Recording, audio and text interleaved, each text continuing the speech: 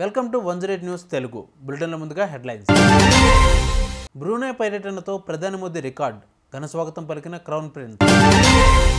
ప్రభుత్వ ఉద్యోగులకు షాక్ ఇచ్చిన యోగి సర్కార్, ఆస్తుల వివరాలు వెల్లడిస్తేనే జీతాలు.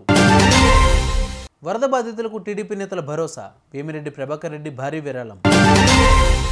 రోడ్ల భవనాల శాఖ ఈఎన్సీ గణపతి రెడ్డి రాజీనామా, వ్యక్తిగత కారణాలతోనే రాజీనామా చేసినట్టు తెలిపిన గణపతి రెడ్డి.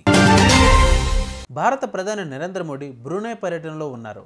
బ్రూనై సుల్తాన్ హాజీ హసన్ బల్కియా ఆహ్వానం మేరకు ప్రధాని నరేంద్ర మోడీ ఇక్కడికి చేరుకున్నారు. బ్రూనై పర్యటన చేసిన మొదటి భారత ప్రధానమంత్రిగా నరేంద్ర మోడీ చరిత్ర సృష్టించారు. క్రౌన్ ప్రిన్స్ అల్ మహతాది ప్రధాని మోదీకి ఘనస్వాగతం పలికారు. భారత ప్రధానిగా తొలి ద్వైపాక్షిక పర్యటన ఇదే కావడం విశేషం. భారత బ్రూనై మధ్య దౌత్య సంబంధాలు 40 సంవత్సరాలు పూర్తయిన సందర్భంగా ఈ పర్యటన కొనసాగుతుంది. బ్రూనై పర్యటన అనంతరం ప్రధాని మోదీ సింగపూర్ వెళ్లనున్నారు. సింగపూర్ ప్రధాని ఆహ్వానం మేరకు ఆయన ఆ దేశాన్ని సందర్శించనున్నారు. ఉత్తరప్రదేశ్ ప్రభుత్వం కీలక నిర్ణయం తీసుకుంది. రాష్ట్రంలోని 2.44 లక్షల ప్రభుత్వ ఉద్యోగుల వేతనాలను నిలిపివేసింది. ఈ ఉద్యోగులంతా తమ పూర్తి ఆస్తి వివరాలను ఉద్యోగుల పోర్టల్లో పేర్కొనలేదని ప్రభుత్వ వర్గాలు తెలిపాయి.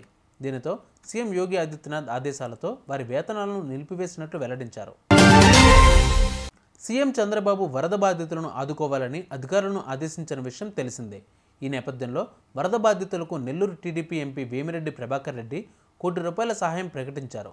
ఇందుకు సంబంధించిన చెక్కును తన భార్య కొవ్వూరు ఎమ్మెల్యే ప్రశాంత్ రెడ్డితో కలిసి ఆయన సీఎం చంద్రబాబుకు అందజేశారు. కాగా వరద బాధితులకు స్వచ్ఛందంగా ఆహారం ఇవ్వాలనుకునే వారి కోసం ప్రభుత్వం ప్రత్యేక ఏర్పాట్లు చేసింది. ఇందుకోసం 7906796105ను స్పెషల్ ఆఫీసర్గా నియమించింది. రోడ్ల భవనాల శాఖ ఈఎన్సీ గణపతి రెడ్డి రాజీనామా చేశారు. గత 10 ఏళ్లుగా ఆర్ఎండ్బి ఈఎన్సీగా పనిచేసిన గణపతి రెడ్డి వ్యక్తిగత కారణాలతో రాజీనామా చేసినట్టు తెలిపారు. టిమ్స్ ఆసుపత్రి అంచనాల పెంపుపై విజిలెన్స్ అధికారులు ఇప్పటికే ప్రభుత్వానికి నివేదిక ఇచ్చారు. ఆరోపణల నేపథ్యంలోనే గణపతి రెడ్డి రాజీనామా చేసినట్టు సమాచారం.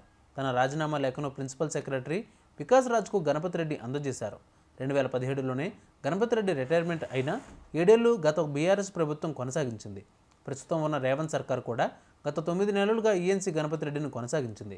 వరంగల్ మల్టీ సూపర్ స్పెషాలిటీ ఆసుపత్రి, హైదరాబాద్లోని టిమ్స్ ఆసుపత్రుల అంచనాల పెంపుపై విజిలెన్స్ విచారణ కొనసాగుతున్న వేళ గణపతి రెడ్డి రాజీనామా చేయడం చర్చనీయాంశంగా మారింది.